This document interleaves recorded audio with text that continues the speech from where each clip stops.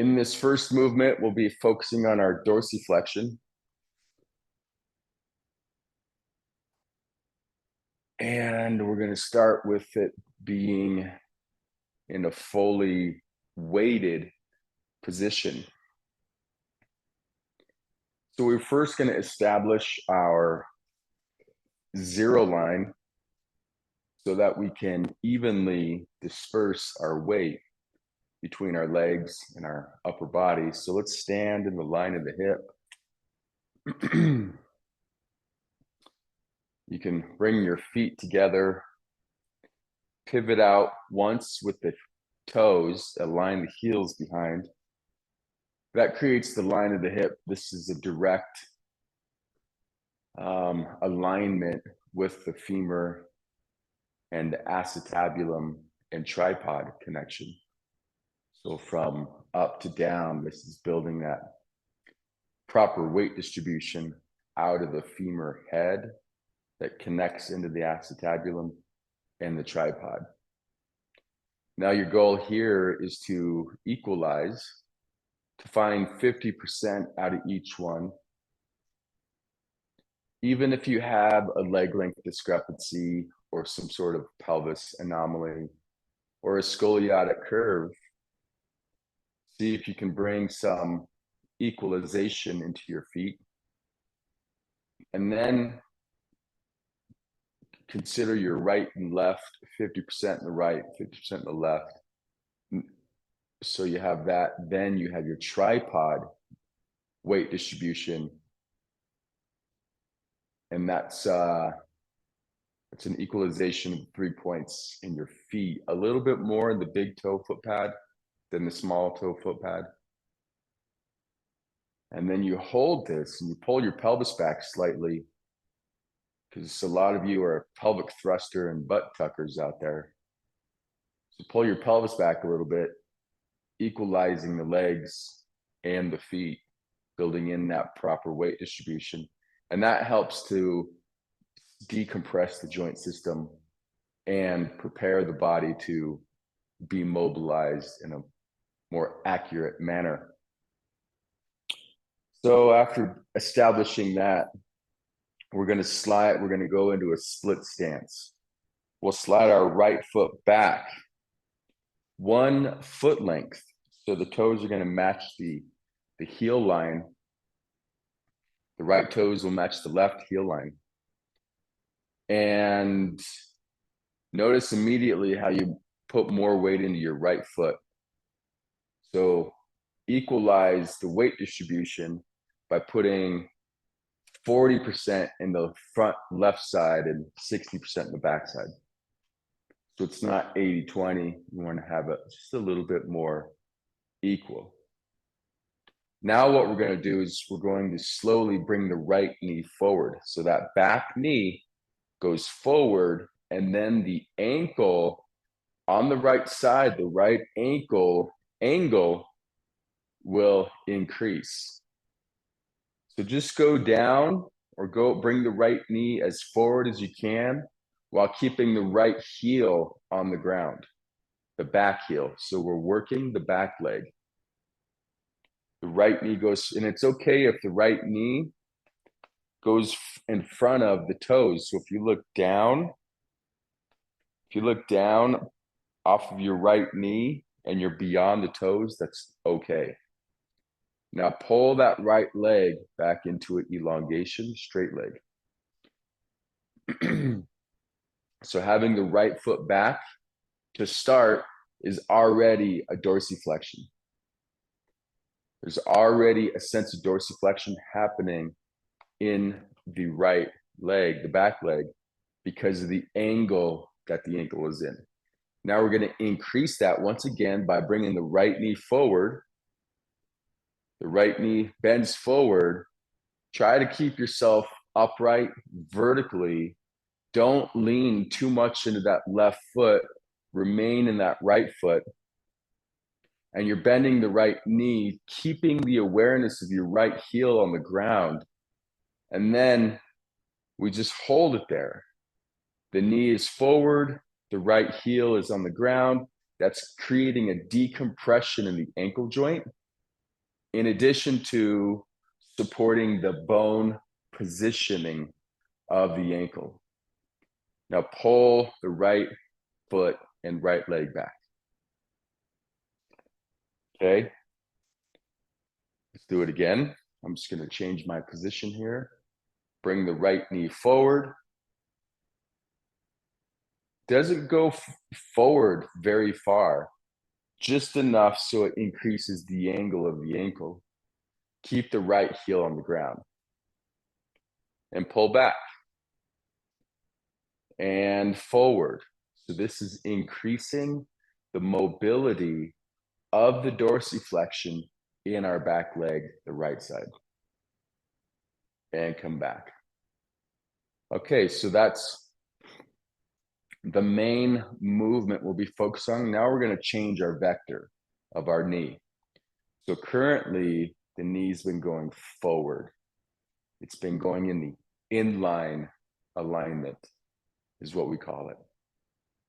Pull that knee back. Now, if we go in, bring that knee inward towards the midline with those same principles of the knee bending and the right heel staying on the ground, just the knee goes in while it bends. So it's going towards the midline. That helps the tibia track over the ankle differently. Then come back in. Come back. Get closer here. So you bend forward with the knee and you go in towards the midline. Now this is a angle that we commonly stay away from when we're in our corrective movements. But when we're in our mobilization, it is helpful to go into different angles. Now pull back. Now let's go back into the inline. Go forward and straight. Just the knee bends. And pull back, and now we'll go to the outside. So the right knee will go to the outside as the right heel stays back on the ground. So we're hitting 3 different angles. It doesn't seem like it's a big movement, but these movements, if it moves just 1/2 of an inch, it changes the alignment of the joint, thus changing the mobility as well. Okay, first go the inline, going forward in the alignment of the hip line, pull back, go in towards the midline. So you're getting more on the inner arch, and you could feel more of that inside, and you might feel a jamming here. If you have a high arch, an over supinated or a rigid arch, you're going to feel some jamming of the ankle with this one. Pull the knee back. Now go to the outside. Now, if you have a flat arch, you're going to feel jamming with this one. Bring the right knee to the outside. Try to keep the right heel on the ground. And pull back. Now go back to the line of the hip or the inline motion. And then pull back. Okay, good. So now we're going to slide the right foot back once again.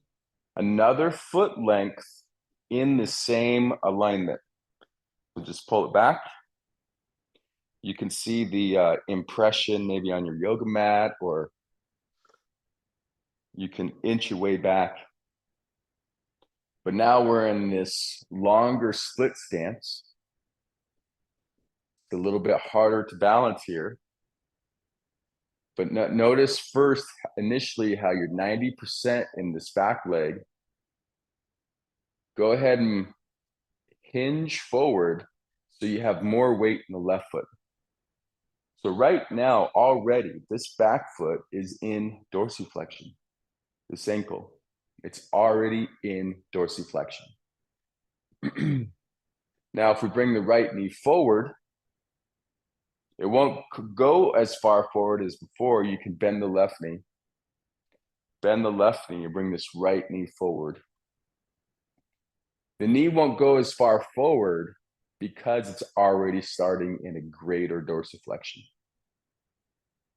But try to keep the right heel on the ground and bring the right knee forward, and that decompresses the joints even more. Now pull the right knee back. Now go towards the center line with the right knee. The right knee bends towards the center line. You could feel some jamming on that inner ankle. The jamming is a sign that you've met your end range, and then you pause there, your end range. Pull the knee back, maybe starting to get sore on the ankle. I know I am. Now bring the knee to the outside, where you go more onto your pinky side of your foot, while keeping the right heel on the ground. Now pull the knee back. Let's do that again. Go into the line of the hip, bending the knee, pull it back, go to the in towards the midline, pull back, go to the outside. Go to the outside and pull back. Now bring it all the way back up to the line of the hip. Find your weight distribution once again between both feet. Pull the pelvis back and notice if your weight distribution feels easier to access in its equalization, and notice if that right leg feels different now that the mobility of the ankle has more motion.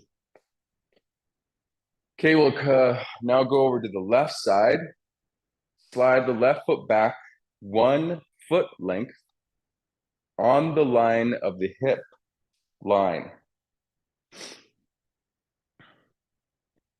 Find a more equal weight distribution out of the left foot and the right foot. Right now, the left ankle is already in dorsiflexion because of the angle of it. Now we're going to increase it. We're going to bring the left knee forward. The right knee will bend a little bit as well. The left knee goes forward while the left heel remains on the ground. And then you push your foot down into the ground to pull the left knee back. That's how we incorporate one of the meta movement concepts of ground expansion. Bring the knee forward in the line of the hip or the in line. Keep the left heel on the ground. Push the left foot down into the ground to pull the left knee back. If you just pull the left knee back without pushing down, it can create some friction in the knee joint. So the pushing down into the ground helps create space for that motion to occur without friction. Bring the left knee forward, the left heel on the ground. Right tripod is still on the ground, right knee is bent. Find your end range where it just can't go anymore. You pause there. You work with the weight distribution, the heel pod. Then you stand back up. Okay, now we'll go into the multi-vector. We'll bring the left knee in towards the midline. The left knee bends forward, but it bends with the vector of going in towards the midline. Then it pulls back out. Then you bend towards the outside. You're still bending forward, but you're going to the outside. You feel more of the pinky side ridge, getting the motion in the ankle. Then you pull back, and then we do the inline bend, just the line of the hip. Keeping weight in the left heel. The weight stays pretty even on the right side. It's more like a 70% right now versus a 30 or a 60-40. pull back, go into the inline or the crossover of the midline. The left knee goes in towards the midline. So the big toe is receiving more of that pressure with the heel. Pull back, then the left knee goes to the outside. This is going to improve not only the ankle, but also the knee. The knee is super complex joint. Even though it's just one type of motion that it has, usually a hinge joint, it just goes back and forth, but the knee also has something called the screw home mechanism, which makes it super complex, and these motions will help with that. Okay, now we go back 2 foot lengths. So bring the left foot back once and twice.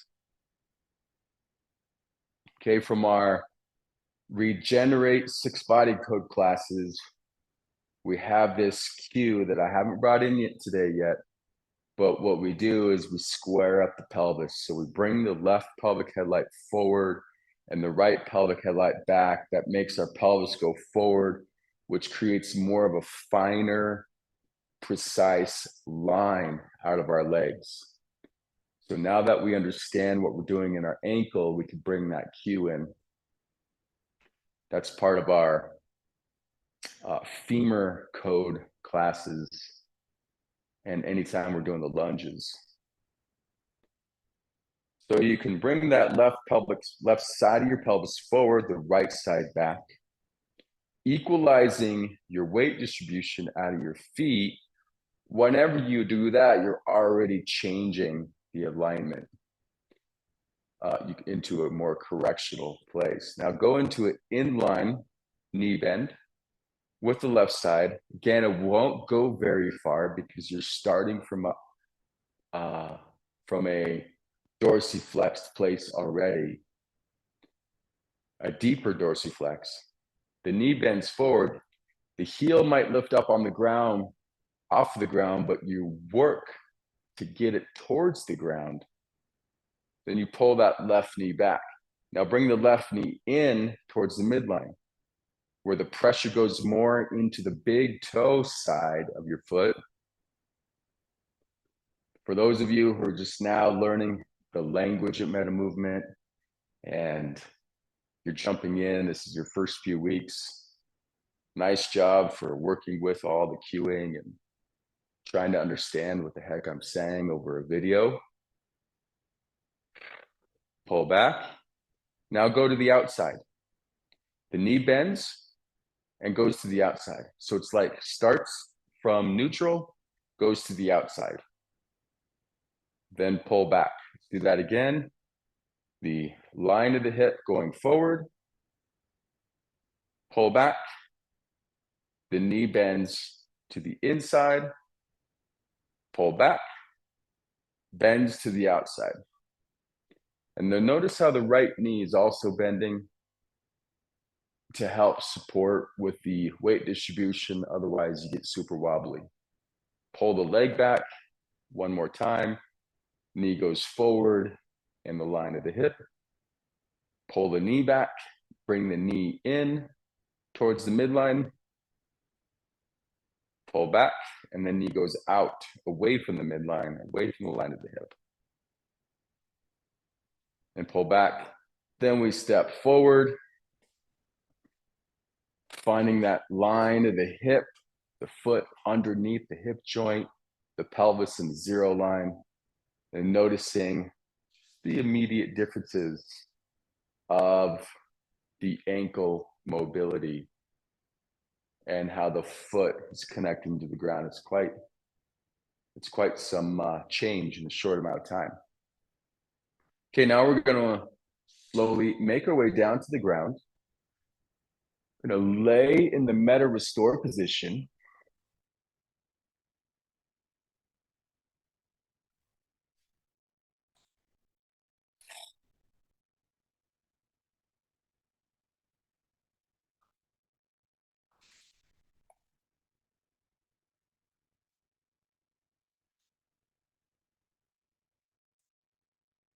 Now we're going to be working the opposite of dorsiflexion,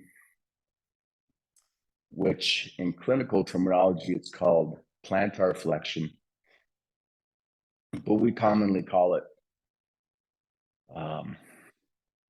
just pointing the foot. So we start off in the line of the hip. Working that line helps build the proper weight distribution in the femur and the pelvis, which results into bone density formation. Okay, what we're going to do here is we're going to slide our left foot forward. Slide the left foot forward.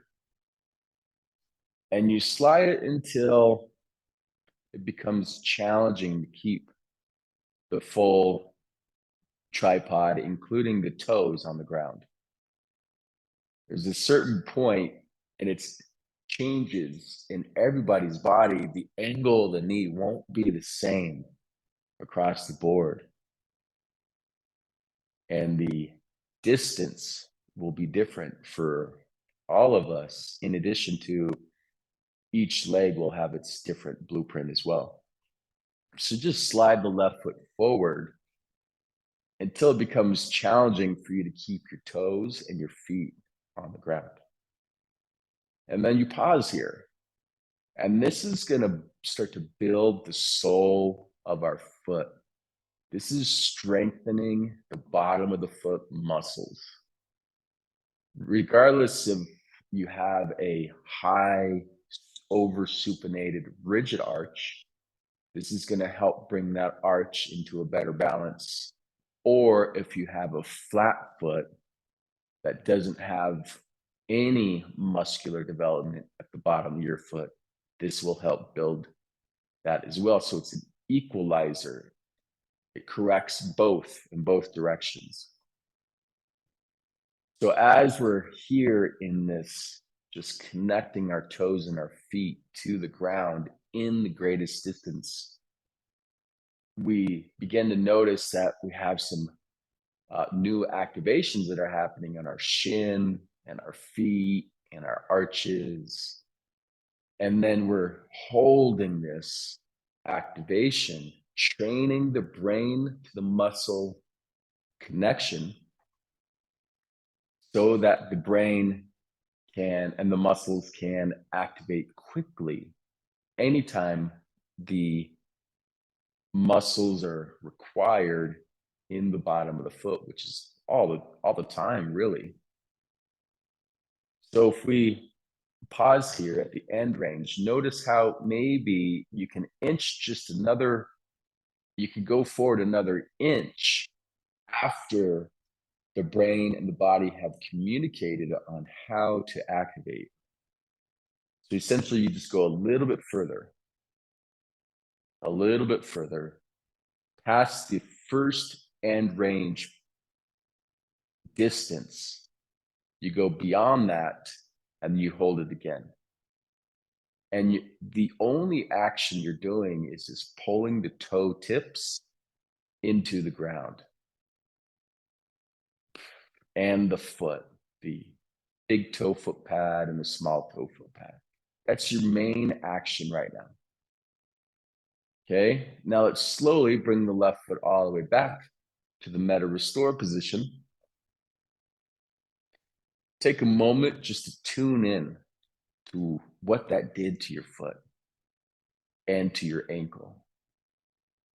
Some muscle activation and some new areas.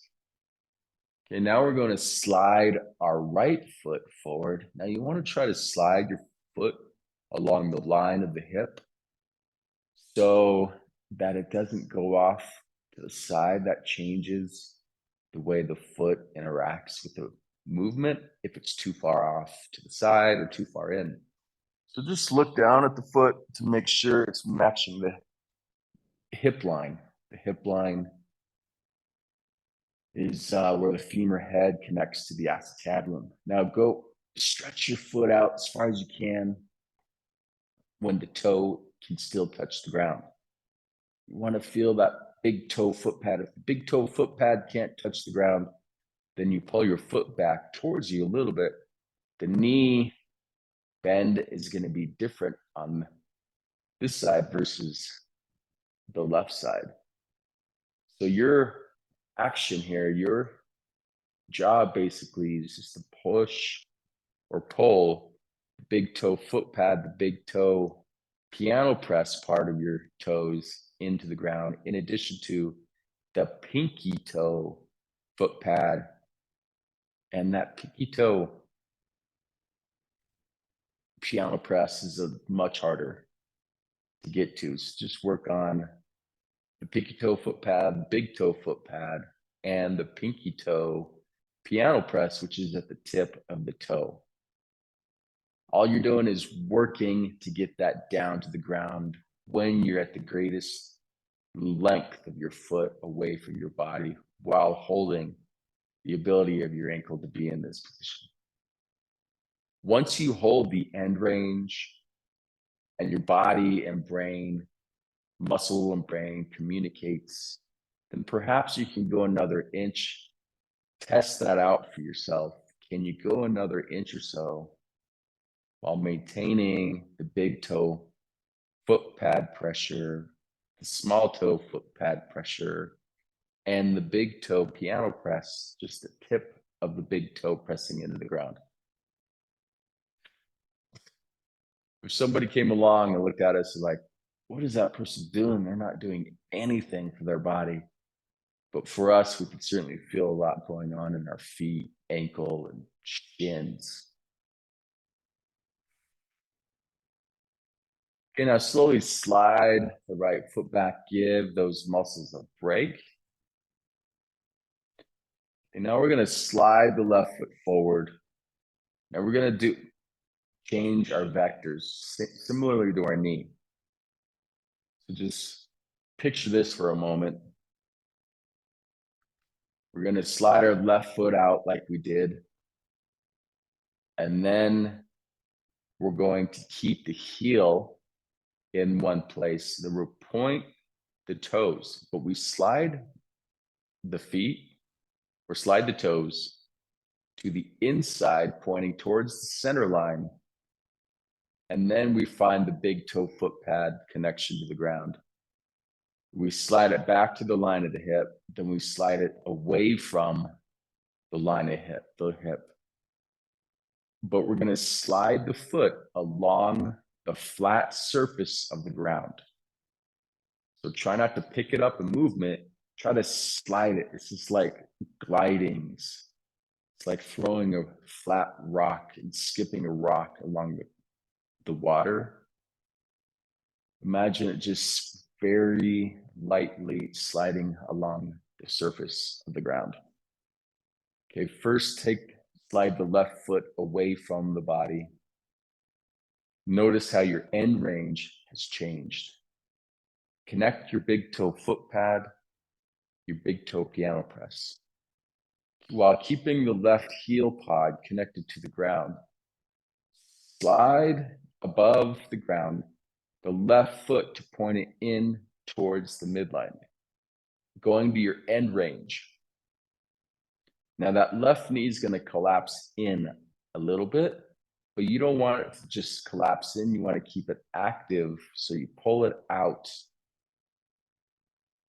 So it's not just letting go of the knee. You keep the knee a little active, not to where it's taking away from your foot movement. So now the toes are pointing in towards the midline. Big toe foot pad is pressing on the ground, in addition to the big toe piano press and this pinky toe foot pad. Toes are pointing in, feel the activation of the foot muscles in addition to the calf, hamstring, goes all the way up the chain. Slide the foot all the way back to the line of the hip. Notice how that's easier. Now slide the foot to the outside. The heel pod is just pivoting off to that point.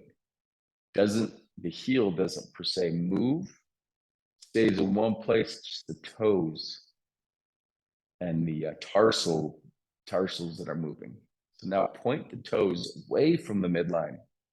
Now try to get that big toe foot pad to the ground, in addition to that big toe piano press.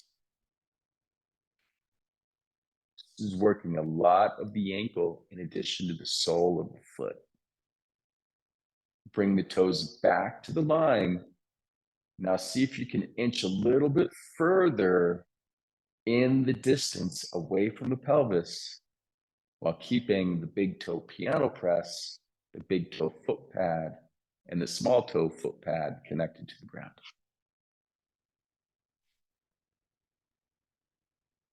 Good, and then we slowly slide the foot all the way back, giving it a break. Slide the right foot forward in the hip line, pulling the right big toe foot pad to the ground, connecting the big toe piano press, the tip of the big toe, and the pinky toe foot pad. First, you're establishing that at the end range. Now we slide the foot along the ground so the metatarsals, the toes, point towards the middle without a full passive knee collapse. Keep the knee active. Getting the big toe foot pad to the ground. Notice how different parts of your knee and your calf, ankle is all working for this single movement. Get the big toe tip pressing into the ground. The arch is developing. There's a lot more than just one arch system in the foot. This is working multiple. Bring the toes back to the line of the hip. Now gently glide the foot to the outside, the toes pointing away, trying to reach the big toe foot pad to the ground, as well as the big toe piano press. And the pinky toe foot pad. This is working the ankle, the foot, the shins, the deep compartments underneath the calf muscle, all the way up into the hamstring. Slide the foot back to the line of the hip. Now see if you can go a little bit further in your range of your foot sliding away. Pressing the big toe foot pad to the ground, the small toe foot pad, and the big toe piano press, that is basically just the tip of the toe. And then slowly pulling it back. Now we incorporate our ground expansion with our vertical rhythm to help support the sole of the foot turn into the tripod. The tripod is the arch system, which helps carry the weight of the whole body. You're pushing down and away, you're relaxing, you're pushing down and pulling. And notice if your tripod feels more connected, if you have more kinetic wave traveling through your spine. And notice if you have a better understanding of how the feet feel while pressing into the ground. And this will conclude our soles and ankles level 1 class.